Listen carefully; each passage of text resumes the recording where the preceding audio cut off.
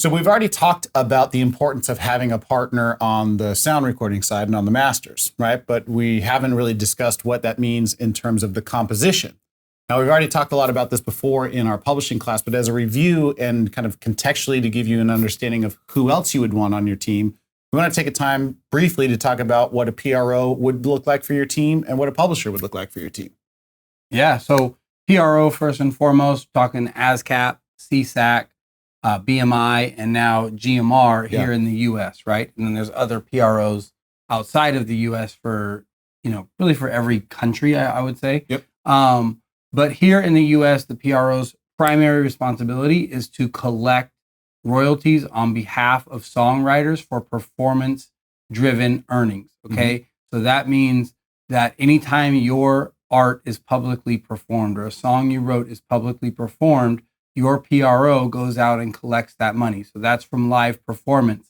That's now also in a streaming space, right? Yep. Because there's streaming royalties that come in that are not on demand, right? So that's anytime you've placed a song in a TV show or a movie and you're dealing with reruns or a movie that started in theaters and is now on HBO, etc. There's a performance revenue that comes in from that. Every time, a song is played, elevator music in hotels, shopping malls, in foot action. Yep. What other areas?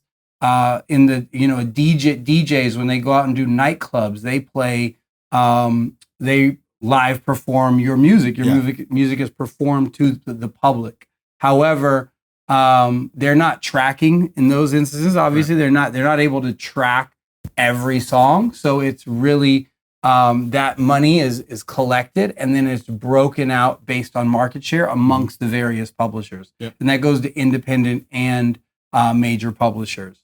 One thing that I find, Rob, that early on, a lot of writers and artists and executives all think that ASCAP, BMI, and CSAC, but that they're publishing companies. Right. And I want to make sure you understand that they're not. They collect money on behalf of publishing companies and songwriters. A publishing company is almost like a record label for songwriters. Right. They're in the business of signing songwriters and helping develop opportunities for songwriters in their career, right? And then they utilize the services of a PRO to help them in the collection of your performance earnings. Yeah. I think we talk about the fact, briefly recapping a bunch of things. Your membership to those organizations is non-exclusive, right? You can license your right of public performance in and out of an ASCAP, BMI, CSAC, GMR situation. Like you mentioned, they monitor the right of public performance both in the broadcast and the non-broadcast sense. And we've touched on before the fact that even though we're not monitoring every single use in a nightclub, a bar, restaurant, we're making headway from Shazam-like technologies, from Mazuka, Setlist FM, those things that we're trying to get to a place where those things are replicated on a one-to-one basis. But obviously, it's not 100% yet, right? But the importance That's a good point. We are moving in that direction. Yeah. But the importance, again, is just to realize that as, look at them as a partner in someone that is going to license your right of public performance. They're going to monitor the right of public performance. They're going to collect and distribute those royalties on the right of for the right of public performance. And again, looking at them as a partner, somebody that you're going to be doing business with, someone that you have a like mind with as well. Thankfully, here in the States, we've got options where other places you don't, so you can kind of shop yourself around and find a representative that works for you and for your business. But again, not a publisher, simply acting on behalf of songwriters and publishers. But speaking of publishers, and I love a good segue, let's talk about publishers as a part of your overall business and a partner to you in the composition space as well. Absolutely. So publishers, like I just said, they are similar to a record label that signs and represents songwriters, right? So that can be you writing lyric and melody. That can be you writing music, right? So a lot of today's producers are also songwriters because they're actually writing the music in the beat, right?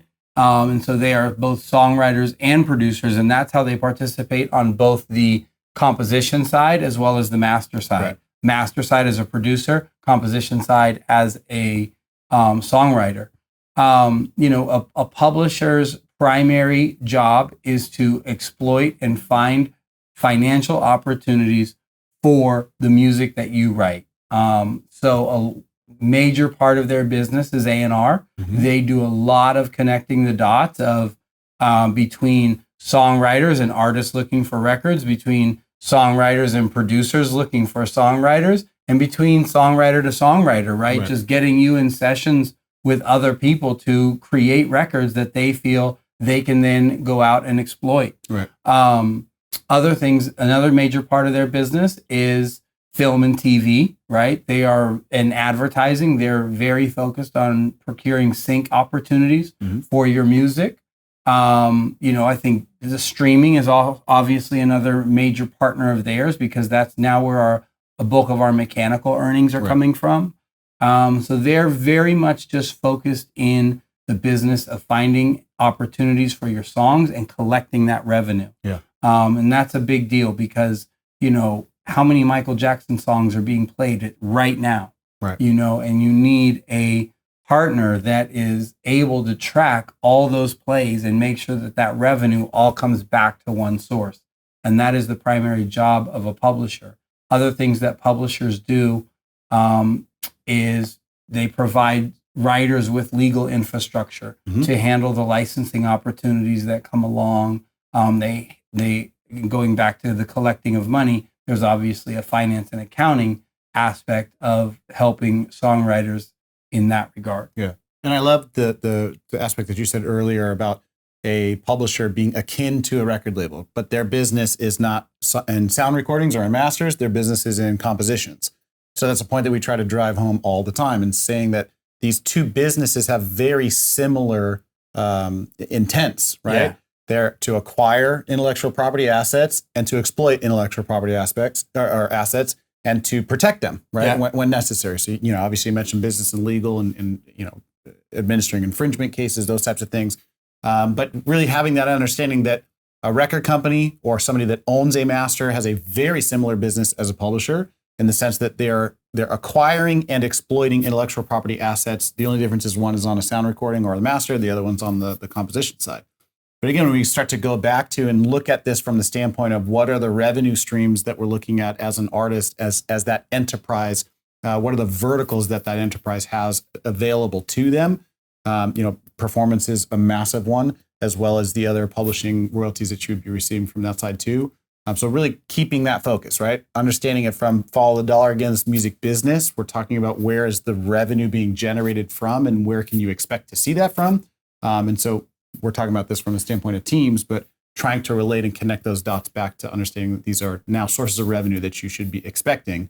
Obviously, contingent upon the fact that you have a business that would be garnering these types of royalties, et cetera. So, and this is a distribution and marketing class, so we won't go too much into the publishing space. I know you guys are taking a publishing class that you will dig into the nuts and bolts, but it's while we're talking about a publisher in the same light as a record label is to an artist, I think it's important to notate too that the two types of publishing relationships you can have as a writer is admin, which is almost like you having a distribution only deal, right? Admin deals are usually short term and they involve zero ownership of your intellectual property by the publisher, or co-publishing, which usually come with some sort of investment or purchase into the actual IP that you create as a songwriter. And I'm sure you guys will go into that in more detail in your publishing class, but just good food for